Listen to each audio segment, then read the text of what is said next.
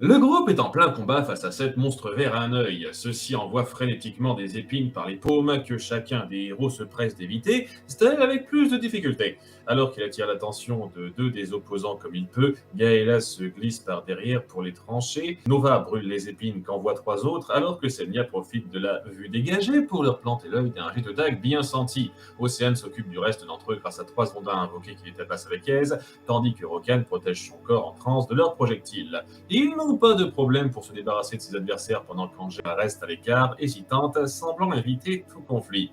Après coup, Nova est un peu sur les nerfs. Bien, il ne reste plus qu'à repartir. En se retournant, il voit alors que l'un des chevaux est blessé aux jambes, ayant renversé les provisions de la charrette en tombant. Ah non, il s'est fait toucher par les foragnons, s'exclame-t-il. Ces épines sont venimeuses. Il me faudra au moins 1 heure pour soigner ce genre de blessure, informe Rokan en examinant l'animal, qui souffre à terre en silence.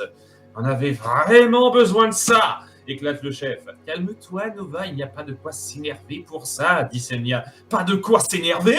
Il se lâche totalement alors que la couleur de son visage se rapproche de celle de ses cheveux. Il ne nous arrive que des tuiles. 2 des héros qu'on devait réunir sont morts, nos provisions ont été détruites 2 fois, et on nous demande de chercher un type que personne n'a vu depuis plus de 20 ans. Pourquoi pas ressusciter Monor tant qu'on y est? C'est qui, Monor? Demande Staël. Un héros de Férinia qui a été tué durant les premières invasions de monstres, lui répond Gaëla. Mon père le connaissait un peu, ils ont fait une opération ensemble avant la guerre contre Baki, rajoute Angèle. Et maintenant, il faut qu'on se traîne 2 mioches et qu'on se fasse attaquer toutes les demi-heures, reprend Nova de plus belle. Et je suis plus un gamin, je sais me battre, s'insurge Staël vexé. Tant que tu as moins de 18 ans, tu restes un mioche pour moi, rétorque Nova, ferme. À 2 ans près, je faisais partie du lot, commente Océane. Ce n'est pas parce que tu sais un peu manier une épée qu'il faut te croire indispensable. Il se tourne vers Angèle avec un désir de l'instant de continuer à se lâcher. Quant à toi, il se tait dans son élan, réalisant qu'il a été trop loin. Mais le mal est fait, et après un silence gênant, Angèle à son tour se met à craquer. Je suis désolée si je suis un fardeau pour vous, hurle-t-elle attristée avant de courir au loin pour ne plus qu'on la voie. Angèle, attends, lance-t-elle qui lui emboîte alors le pas. Tu devrais travailler sur tes problèmes d'impulsivité, toi, réprimande Samnia en intention de Nova, rejointe du regard par le reste du groupe. Je suis désolé. Penaud, il s'excuse platement de la tête aux autres. J'irai la chercher et m'excuser dans une demi-heure pour qu'elle soit là quand nous serons prêts à partir, dit-il, les yeux portés sur la direction qu'a prise Angèle. Si ça se trouve, c'est la première fois depuis longtemps qu'elle quitte son chez elle, avec des inconnus en plus. Qui sait ce qu'elle peut penser tout de suite? Réfléchit Rokan, commençant à apposer ses mains sur la bête empoisonnée. Flashback. La petite fille blonde de 8 ans attendait dans une pièce surveillée par un soldat de Gorjura désorienté. Elle ne comprenait pas pourquoi on la gardait et s'impatientait de plus en plus, faisant des grimaces à l'homme qui la tenait à l'œil. Elle regagnait son sourire quand entra son père Bélion, le palourd. Elle se jeta dans ses bras de soulagement sans attendre. Papa, ça fait des heures qu'on me garde ici, on me laisse même pas parler à maman. Quand est-ce qu'on rentre à la maison? Vous pouvez nous laisser seuls, s'adressa-t-il au soldat, plein d'amertume. Pas de problème, répondit ce dernier, compatissant, en quittant la salle. Angèle, il faut qu'on discute. Ta mère, Eri, est partie. Partie? Où ça? Elle est morte, se résout-il à dire directement. C'est faux, tu mens! Se met à pleurer et crie Angèle sous le choc en lui frappant la jambe. Il s'agenouilla pour la prendre dans ses bras alors qu'elle versait toutes les larmes de son corps. La chaleur de son contact calmait son hystérie du moment, mais clairement pas sa peine. Il attendit quelques instants pour recommencer à lui parler. Demain, nous quitterons la maison pour un endroit plus sûr. Je veux pas, c'est là qu'elle a son jardin, c'est là qu'on a l'habitude de jouer, c'est là qu'elle aime chanter avec la brise. Il faut que tu dises au revoir à ça. Non, c'est pas vrai, continuait-elle de crier de tristesse. Je ne peux faire que ça pour espérer avoir la vie paisible qu'elle a toujours voulu. Il la serra fort alors qu'elle sanglotait, sans savoir quoi penser, assimilant avec grand mal tous ces changements. Sois forte, endure, je sais que tu en es capable. Staël a rattrapé Angèle et la retient par le poignet. Attends! Intimidé par le regard susceptible qu'elle lui adresse, il la lâche aussitôt. Moi aussi, ça me met en rogne que Nova nous ait insultés, mais ce n'est pas une raison pour s'éloigner toute seule du chemin tracé. On ne sait jamais sur quoi on peut tomber. Tu t'inquiètes pour moi? Le petit sourire attendri et amusé que ces mots lui inspirent ne dure que 2 secondes. Elle redevient plus sérieuse. Je sais que j'ai surréagi et qu'il ne pensait pas ce qu'il a dit. Je ne lui en veux pas, j'ai juste besoin d'un peu de temps seul. Oh, je vois. Seul avec toi, ça conviendra aussi, corrige-t-elle, de nouveau amusée en voyant la déception naïve du garçon. Ah, après, je ne veux pas m'imposer, réagit-il, soulagé. Et puis, que veux-tu qu'on trouve de dangereux dans le coin? Il n'y a que de l'herbe, quelques arbres et... Elle se tait, surprise par la vision d'un grand mur de ronces sombres de 3 mètres de haut qui se profile à l'horizon et semble s'étendre sur presque 1 kilomètre. Une espèce de mur végétal pas du tout inquiétant, complète Stell qui a découvert la chose éberluée en même temps qu'Angèle. Plus loin, à l'intérieur de l'édifice, les frères Bled circulent sur un chemin en labyrinthe formé de ces murs de ronces. Seules les mauvaises herbes semblent pouvoir pousser au sol, rendant ce dédale très monotone. En suivant néanmoins un tracé qui leur est naturel, ils atteignent ce qui semble être le centre de l'endroit, où un ombre aiguille garde une tourelle en pierre. Bienvenue, Seigneur Pavel, s'incline ce dernier face à l'aîné du trio. Nous n'avons pas de temps à perdre en formalité. Fais-nous entrer pour qu'on puisse faire l'état des lieux et préparer la reconnaissance commandée par Prince Baki, répond ce dernier. Bien entendu, entrez. Vous verrez qu'il y a eu peu d'intrusions ces derniers temps et la pierre reste bien gardée. Bon, Krog n'a pas besoin de moi pour ces préparations ô combien barbantes. Alors je vais tenter de ne pas mourir d'ennui en me promenant un peu dans les alentours. Lance nonchalamment le plus agressif des trois, dont les cheveux toujours en bataille montrent son peu d'intérêt pour la présentation. Henry, Prince Baki nous a ordonné de faire ça ensemble. J'en ai assez que tu te permettes ce genre de liberté à chaque fois que tu n'as pas envie de faire quelque chose, s'insurge le cadet. Mon petit frère va me dénoncer, réagit-il, moqueur. Espèce de... Ça suffit. Ils se stoppent tous deux face à l'autorité de Pavel, qui se tourne ensuite vers Henry. Tu peux aller faire un tour, mais n'oublie pas de revenir dans une demi-heure. Nous devons être tous présents lorsque Prince Baki nous entendra. Merci beaucoup, grand frère, lui adresse son premier cadet avec désinvolture avant de s'éloigner d'eux, ne manquant pas de tirer la langue à son seul cadet à lui. Va au diable! Il se retourne vers Pavel après que Henry soit parti. Pourquoi tu le laisses toujours faire ça? Il est pire que tout quand il est contrarié. Je voulais qu'on se détende un peu, nous aussi, de ne pas l'avoir pour se plaindre. Ça justifie le grand frère, un peu ennuyé. Rokan s'attelle à la guérison des chevaux dans une petite période de silence où personne ne trouve rien à dire. Elle fait plutôt beau ces temps-ci, prononce le guérisseur sans conviction. En effet, il ne pleut pas beaucoup en cette saison, répond Semnia automatiquement à son tour. Ce dialogue, lancé très négligemment, ne change pas la dynamique gênante qui revient au blanc total. Gaïla, afin de se distraire, emprunte la carte de Semnia pour la feuilleter nonchalamment, tandis que celle-ci voit son compère encore un peu ronchon, dos à tout le monde. Elle s'approche de lui, le fixant avec un sourire légèrement malicieux. Quoi? Finit-il par dire.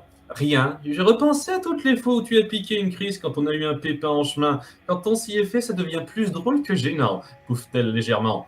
Ce n'est plus la même chose, les enjeux sont extrêmement importants et rien ne va. Rien ne va? Nous avons aidé à protéger un village, eu des informations inédites sur les ennemis qu'on affronte, et on s'est fait de nouveaux amis. Comme ce charmant jeune marchand qui s'est avéré travailler pour l'ennemi en question, répond-il sarcastique. Ne sois pas vache. Elle rougit quelques secondes. Je te parle de Gaïla, Staël, Océane, Rokan et Angèle. Oui, un petit sourire satisfait qui disparaît vite. Mais à quoi bon si cette quête ne mène à rien? N'oublie pas qu'il reste un héros à trouver, et oui, quelle grande chance d'y arriver, et que même si ça rate, on pourra toujours se battre tous les deux, comme toujours, énumère-t-elle avant de soupirer et de regarder longuement Nova d'un air songeur. Qu'est-ce qu'il y a? Je pensais juste à la chance que nous avons d'être ensemble depuis autant d'années, malgré le chaos dans lequel nous vivons, chuchote-t-elle tranquillement. Je ne parlais pas à la légère quand j'ai dit à Gaëla que tu étais comme mon frère, tu sais. Je n'aurais pas pu demander une meilleure famille de remplacement. Nova frissonne, baissant la tête. Une étrange ténérité étreint son cœur, le sentiment d'être si important pour elle, éteignant complètement sa déception. Je l'apprécie aussi, dit-il d'une voix enrouée. Je n'aurais choisi personne d'autre non plus.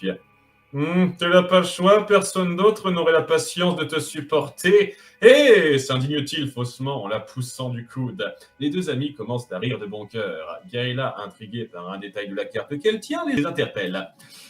Semia, c'est quoi le point d'intérêt que tu as noté juste au-dessus de notre position? S'interroge-t-elle, attirant la rousse qui s'avance pour jeter un œil. C'est pas vrai! Nous sommes juste à côté d'un des 5 repères où le roi nous a dit que les monstres se réunissaient! S'écrie-t-elle, attirant l'attention et l'inquiétude des autres. Comment a-t-on pu ne pas s'en rendre compte? Déplore Océane. Les vagues de monstres qu'on a affrontées m'ont totalement fait perdre de vue que cet endroit lorgnait notre itinéraire, enrage le chef. De quel genre de bâtiment on parle? S'enquiert vivement Gaëla. Un labyrinthe de ronces, répond Semia. Original, réagit l'invocatrice. Les soldats l'ont un peu expérimenté. Ces ronces sont auto-régénératrices et n'ont pu être détruites par aucune magie ou arme. Quelques-uns ont essayé de l'explorer et s'y sont perdus. C'est là que Staël et Angèle se sont dirigés, s'exclament les péistes en pointant la direction sur la carte. Dépêchons-nous de les retrouver, poursuit Nova. Je ne peux pas arrêter la guérison du cheval, ça le tuerait à coup sûr, informe Rokan, désolé. Dans ce cas, il faut que quelqu'un reste ici pour vous protéger si d'autres monstres attaquent, indique le chef. Laissez-moi vous accompagner, j'ai un moyen pour vous être utile dans un labyrinthe, s'avance Océane, sûre d'elle. Dans ce cas, je vais rester avec Rokan. Ne perdez pas de temps, celle Semnia. Sois prudente, adresse Rokan à sa filleule qui court déjà loin de là avec le lancier et l'épéiste. Angèle et Staël sont à l'intérieur du labyrinthe, l'explorant par curiosité mal placée. Surtout cette première qui entraîne un Staël réticent dans son caprice du moment. Tu es sûr que c'est une bonne idée de faire ça? Je veux savoir ce que cet endroit signifie. On va voir si je ne suis bonne à rien, maugrait la blonde. En fait, les mots de Nova t'ont sincèrement vexé, malgré ce que tu m'as dit. Ça n'a rien à voir avec ça, s'énerve-t-elle au quart de tour. D'accord, mais on ne risque pas de se perdre, réessaye-t-il de la raisonner calmement. Aucun problème, je n'arrêtais pas de faire des escapades en forêt quand je vivais seul avec mon père, et à chaque fois je retrouvais le chemin de la chaumière.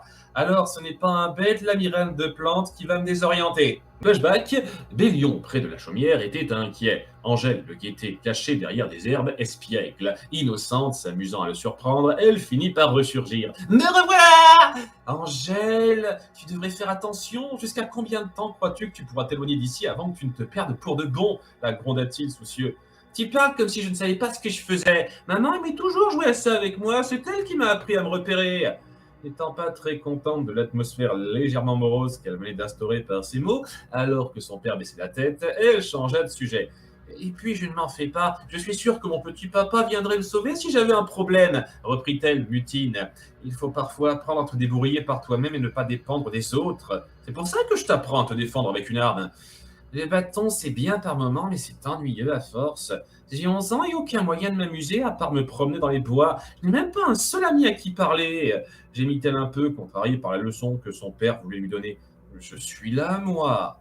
Et ton petit papa n'aime pas quand tu lui fais des frayeurs comme celles qu'il a eues en ne te voyant pas revenir, rebondit Bélion pour la consoler.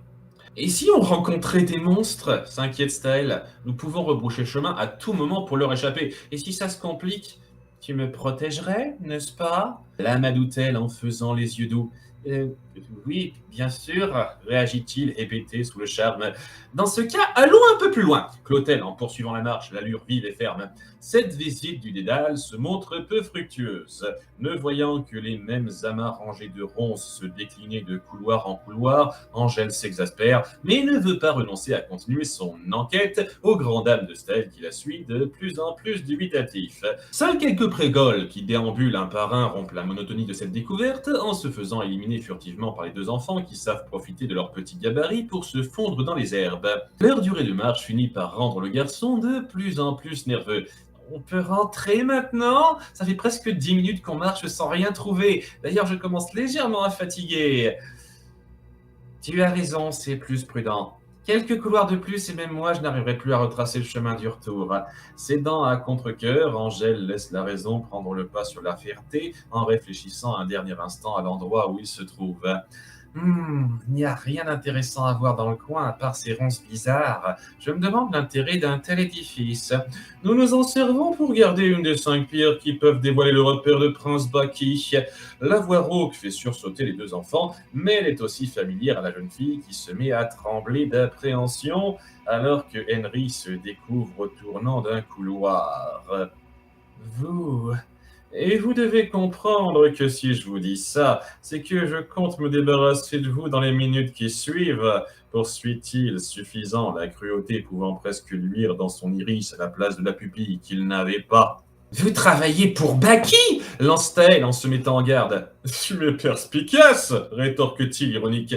Mais ses yeux, il fait partie de ceux qui vous ont attaqué, toi et ton père demande Staël en se tournant vers Angèle, qui ne répond pas, paralysée par la peur. Ton ami n'a pas l'air en mesure de répondre. Je le ferai à sa place. Oui, je suis bien de ceux qui ont combattu Bélion pendant que sa fifi restait terrifiée dans sa bulle. Raille-t-il, amusé de tourner en dérision le plus faible que lui. Retire ses paroles réagit vivement le garçon énervé, épée au poing, prêt à en découdre. Sinon quoi? Tu veux me gratter le dos avec ta pique? Gossennerie, presque hilar face à l'aplomb de ce nabot à ses yeux. J'en ai marre qu'on me sous-estime! Hardy, il se jette sur l'adversaire qui évite son coup d'épée en sautant nonchalamment sur le côté, mais son habit se fait tout de même légèrement toucher. Tu as l'air de te débrouiller vaguement à l'épée, mais voyons ce que tu peux faire contre ça. Henry fait alors apparaître deux katanas qu'il saisit. Il s'élance vers Staël, qui échappe difficilement à ses attaques d'un jeu de jambe incertain. Il essaye de contrer, mais son glaive est facilement stoppé par une des épées de Henry, qui vise ensuite sa tête de l'autre arme. Staël évite de justesse ce coup en tombant sur les fesses, perdant son épée sur le cou, et profite alors du léger relâchement de l'ennemi pour lui faire un balayage par la jambe. Il se relève alors pendant que son adversaire chute à la renverse et récupère son épée, mais Henry a empêché sa chute en se servant de son katana droit et attaque Staël avec le gauche. Il n'arrive pas à reculer suffisamment pour esquiver le coup et se fait blesser au torse. Il vacille alors et Henry, complètement redressé, l'assaille de coups qu'il n'arrive pas à tous éviter ou bloquer, puis Staël finit par s'écrouler par terre, victime de nombreuses coupures infligées par les katanas. Le voyant lutter avec peine pour s'empêcher de s'écrouler, Henry ne prend même pas la peine de l'achever et se tourne vers Angèle qui est restée tétanisée en observant la scène. Maintenant à ton tour, sourit-il, sadique. Ah, attends intervient encore Stell en se levant péniblement, se servant de son glaive comme appui. Tu es persistant, j'ai horreur de ceux qui insistent alors qu'ils savent pertinemment qu'ils n'ont aucune chance. Tu devrais abandonner maintenant si tu ne veux pas souffrir davantage, petit. J'ai promis à Angèle que je la protégerai, déclame-t-il, la détermination inflexible. Ces mots provoquent une réaction choc chez la jeune fille qui sort enfin de sa torpeur. Angèle se faisait entraîner par son père dans leur routine répétée. Cela dit, elle semblait en avoir assez de manier le bâton et n'était pas concentrée ce jour-là. Et Bélion ne tarde pas à le remarquer. Stop! Ce n'est pas la peine de continuer si tu as la tête ailleurs. Je suis désolé, papa, mais plus le temps passe, plus je me dis à quoi bon? À quoi bon? À quoi bon quoi? J'apprends à combattre, mais je fuis devant les serpents des bois que je croise. L'idée de me battre en vrai avec quelqu'un me terrifie. À quoi le bâton va me servir si je n'arrive pas à trouver la force de le brandir devant mes ennemis? Tu ressembles beaucoup à ta mère. Elle aussi s'effrayait rien qu'à l'idée de prendre part à la violence. Mais je sais une chose, c'est que face au danger, elle était capable de tout pour faire ce qui est juste. Elle me manque, se mit-elle à sangloter. À moi aussi, mais je suis toujours là pour toi, tu le sais. Si toi aussi tu partais, je ne sais pas ce que je ferais. Je ne veux pas te perdre comme elle. Personne n'est éternel. C'est une chance d'avoir quelqu'un pour veiller sur toi, mais il faut aussi savoir veiller sur soi-même. Grâce à ça, on peut aussi veiller sur les autres. Il n'y a pas meilleure satisfaction que de pouvoir protéger ceux que l'on aime. Angèle bombe le torse et se déplace vite et fermement derrière le dos de Henry, alors concentré sur Staël pour le frapper énergiquement de son bâton. Le coup est sec et fait mal, l'adversaire titubant sous son effet. Mais il se remet vite en équilibre et porte désormais toute son attention sur la blonde énervée. Tu vas me payer ça! Il l'attaque d'une déferlante de coups d'épée qu'Angèle arrive à esquiver en fermant les yeux en se remémorant les conseils de son père quand il l'entraînait. Il faut rester concentré sur les mouvements d'air de ton ennemi pour éviter ses coups et attendre qu'il se relâche pour contre-attaquer. L'ennemi enchaîne les coups de lame qui s'esquivent avec vivacité et grâce. Perdant patience et se fatiguant à matraquer, sa vitesse se met à ralentir et Angèle parvient à lui frapper le bras gauche avec précision et faire tomber un de ses katanas. Henry Henry, de plus en plus agacé, visse sa tête avec son épée restante et Angèle l'évite en se baissant et en y laissant quelques cheveux. Elle attaque à nouveau au niveau du ventre, mais Henry échappe à son bateau en sautant en arrière, récupérant sur le coup sa deuxième arme. Il fonce à nouveau sur elle pour lui asséner un double coup vif, mais elle le prend par surprise en s'avançant également pour se mettre à quelques centimètres devant lui. Elle le suit dans ses mouvements pour ne pas s'éloigner et l'empêcher de se servir de la portée de ses armes. Agacé, il rétracte alors ses lames devant, mais elle en profite pour reculer d'un coup et jouer sur l'ouverture qu'il lui offre avec un coup de bout de bâton au menton bien placé qu'Henry sent violemment passer. Petite garce, s'irrite-t-il en essuyant les quelques gouttes de sang tombant de sa mâchoire. Les deux adversaires se tiennent désormais à l'affût l'un de l'autre, face à une distance mesurée. Bien que dominant la rixe pour le moment, Angèle commence déjà à être essoufflée à cause de la très forte concentration que sa performance exige. Impressionnant. Tu as une connaissance du combat méritoire, mais une expérience du terrain limitée. Ton exploit d'une minute te fatigue déjà. Tu ne risques pas d'en finir rapidement avec moi à coups de bâton, se dresse Henry, regagnant son assurance. C'est vrai, je ne peux pas te tuer à moi seul, le reprend-elle en copiant son sourire. Henry, curieux de cette confiance, se fait alors transpercer la gorge par surprise par le glaive de Staël qu'il n'a pas remarqué derrière lui. Il n'a que quelques secondes pour se rendre compte de son sort et s'effondre alors par terre dans son dernier soupir. Ces deux katanas disparaissent juste après, alors que le petit duo assimile ce qu'ils viennent d'accomplir. Le jeune garçon tombe sur les genoux, manifestement à bout de force. Angèle vient promptement vers lui pour bander ses blessures du tissu de ses manches qu'elle déchire. « Est-ce que ça va ?» s'inquiète-t-elle sérieusement. « J'ai connu mieux, mais ça devrait aller. » Reconnaissante et attendrie, elle lui fait alors sans plus réfléchir une petite bise sur le coin des lèvres. Ça ne manque pas de surprendre Staël, qui en reste pantois plusieurs secondes. « Merci » chuchote-t-elle tendrement. Que se passe-t-il ici?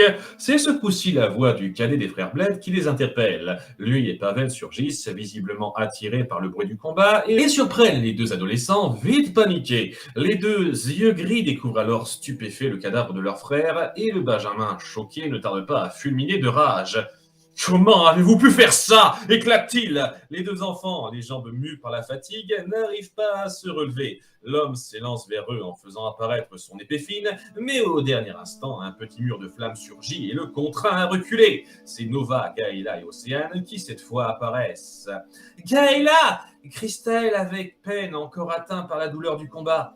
Les trois adultes s'approchent prudemment des deux adolescents, fixant les regards des deux adversaires.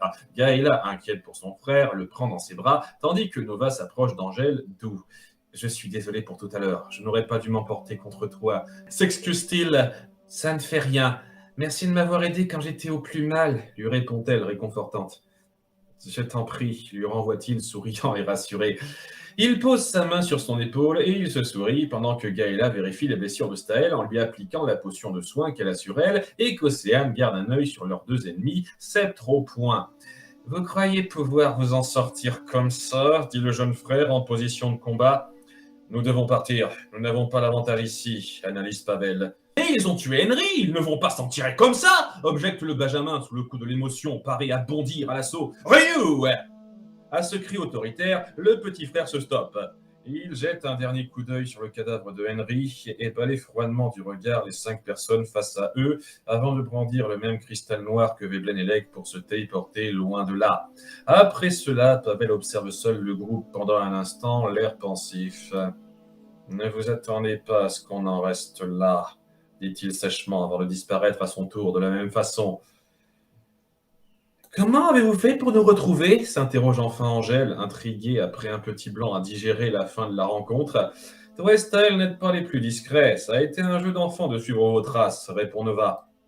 « J'imagine que c'est comme ça que ces trois-là nous sont tombés dessus. » Là alors un flash. « Au fait, celui-ci nous a dit qu'il y avait une pierre gardée ici qui dévoilerait le repère de Baki, combiné à 4 autres. C'est vrai ? Il faut se dépêcher d'aller la chercher pendant qu'ils ne sont pas pleinement sur leur garde ici, clame Staël, présumant de ses forces en se levant. Mais tu es blessé, il faut te soigner le plus vite possible, conteste Gaëla inquiète. Je pense pouvoir tenir encore quelque temps. S'il te plaît, Gaëla, fais-moi confiance, insiste-t-il suppliant. D'accord, Staël, se résigne-t-elle en voyant le sérieux et la maturité assez inhabituelle qui émanent de son petit frère. C'est bien joli, mais comment comptez-vous trouver le cœur de ce labyrinthe? Même le feu n'arrive pas à entamer ses ronces, dit Nova. C'est là que j'entre en scène. Océane se met fièrement sur le devant et brandit son bâton. L'état amico, aidez-moi dans les tâches qui m'incombent. Une douzaine de petits êtres verts magiques de 20 centimètres de haut apparaissent. Ils ne semblent pas doués pour le combat, mais leur vitesse est assez impressionnante, tandis qu'ils se dirigent alors à toute allure dans les différents chemins possibles du labyrinthe autour du groupe. J'ai compris. Grâce à eux, on va mettre à rien de temps pour quadriller la zone, saisit Gaëla. Et en effet, il ne faut que peu de temps pour que les 5 héros atteignent le centre, guidés par les informations de l'invocatrice. Chaque monstre qui s'est pointé sur leur chemin a fini calciné par Nova ou embroché par Gaëla. Il en est de même pour l'ombre aiguë qui garde l'entrée de la tourelle centrale, qui a à peine le temps de réagir à leur approche qu'il se fait brûler par la lance du chef. Vous voyez qu'il fallait m'emmener, proclame Océane, sourire de victoire. Ce n'est pas un point approprié pour jouer sur le nombre. Les soldats qui ont inspecté les lieux ont dû se faire avoir par la confusion du dédale plus que par les monstres, réfléchit Nova. Ils auraient dû avoir un invocateur sous la main. Crois-le ou non, ton don est une vraie rareté, Océane, la corrige le chef sur ce sujet. C'est vrai? Je ne pensais pas à ce point. Alors c'est ça le centre du labyrinthe, hein, constate Angèle. Après avoir contemplé la bâtisse appréhensif, ils entrent, montent les escaliers de pierre en colimaçon de la tourelle, qui paraissent très étriqués au vu de leur nombre à emprunter, et découvrent tout en haut une pierre rouge vif, semblable à un rubis sur un socle en métal sombre, qui leur est familier. Ce socle, on dirait la même matière qui forme les mains de ce lec qu'on a croisé à Béronas, observe l'invocatrice. Pas tout à fait, ça ne me paraît moins rutilant ici, comme si les griffes avaient été davantage raffinées, corrige l'épéiste. Il faudrait faire attention au cas où il y a un piège, prévient Nova. En même temps qu'il dit sa phrase, Staël, irréfléchi et impatient, retire la pierre du socle. Celle-ci se désagrège alors, presque instantanément, et tombe en poussière entre ses mains. Les 4 autres le fusillent du regard, ajoutant à la gêne du garçon. Oups, Staël, réprimande sa sœur. Il ne nous reste plus qu'à rejoindre Samia et Rokan, se contient le chef. Tu ne t'énerves pas, s'étonne Angèle.